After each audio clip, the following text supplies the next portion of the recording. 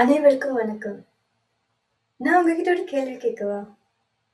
உங்க எதிர்கால பாதுகாப்புக்காக நீங்க எதை சேமிச்சு வைக்கிறீங்க?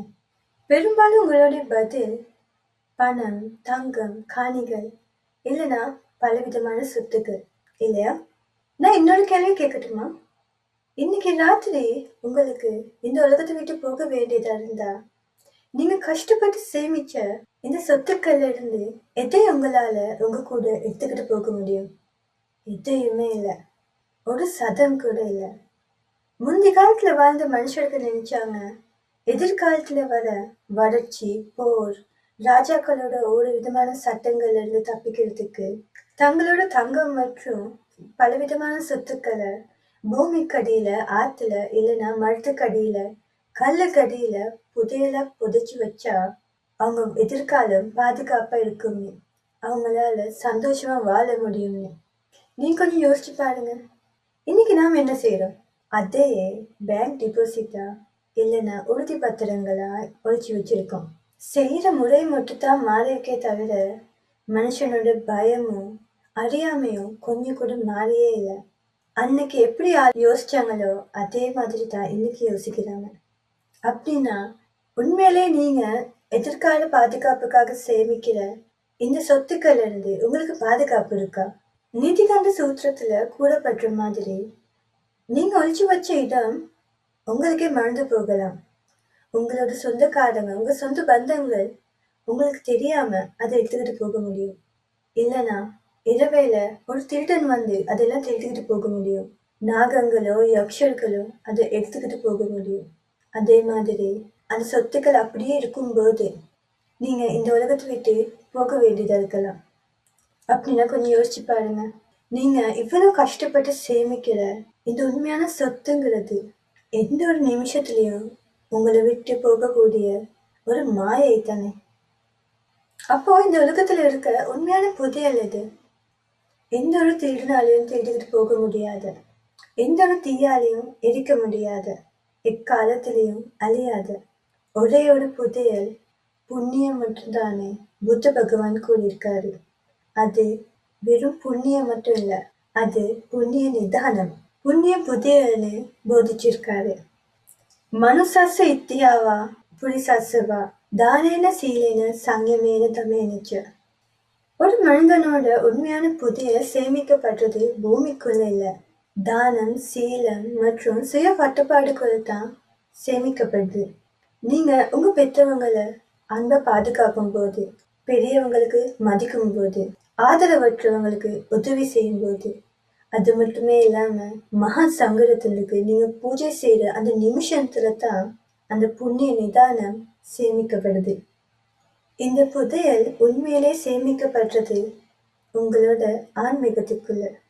இந்த புண்ணியம் தான் எக்காலத்திலையும் சம்சாரம் முழுதும் நம்ம பின்னால நிழலா வருது. இன்னைக்கு உலகத்துல பணத்தால வாங்க முடிஞ்ச பொருட்களுக்கு ஒரு எல்லை இருக்கு.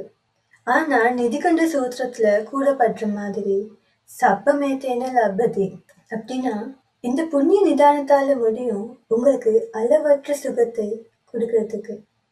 உங்களுக்கு அழகான ரூபம் வேணுமா? உங்களுக்கு இனிமையான குரல் வேணுமா? வசதியான வாழ்க்கை வேணுமா? புகழ்பெற்ற வாழ்க்கை வேணுமா? அதெல்லாம் புண்ணியத்தால மட்டும்தான் கிடைக்கும். இந்த வாழ்க்கைக்குள்ள உங்களுக்கு அரசாட்சி வேணுமா? சக்கரவர்த்தி யோகம் வேணுமா? இல்லைன்னா தேவ உலகங்கள்ல செல்வங்கள் வேணுமா? அதுவும் கிடைக்கிறது புண்ணியத்தால மட்டுமே தான். சம்சார துன்பங்கள்ல இருந்து விடுபடுற சோவான், சகடதாகாமி, அனாகாமி, அரியத்துங்கிற உன்னதமான மார்க்க பலன்களை அடையிறதுக்கும் காரணமாகிறது இந்த புண்ணியங்கள் மட்டுமே தான். ரொம்ப சுருக்கமா சொன்னா உங்க வாழ்க்கையில உங்களுக்கு சுகத்தை தர அனைத்துக்கும் காரணம் புண்ணியம் மட்டுமே தான். இதுல கூற வேண்டிய முக்கியமான விஷயம் என்னன்னா பச்சைக்கு புத்தம் பூமிஞ்ச புத்த பூமிஞ்ச லபதி.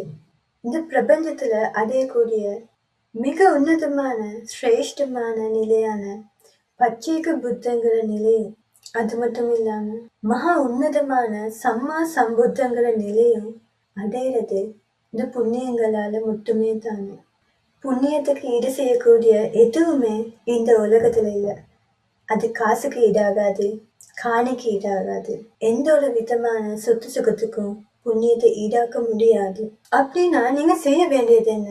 உண்மையிலே நீங்க செய்ய வேண்டியது புண்ணியம் செய்வது மட்டும்தான்.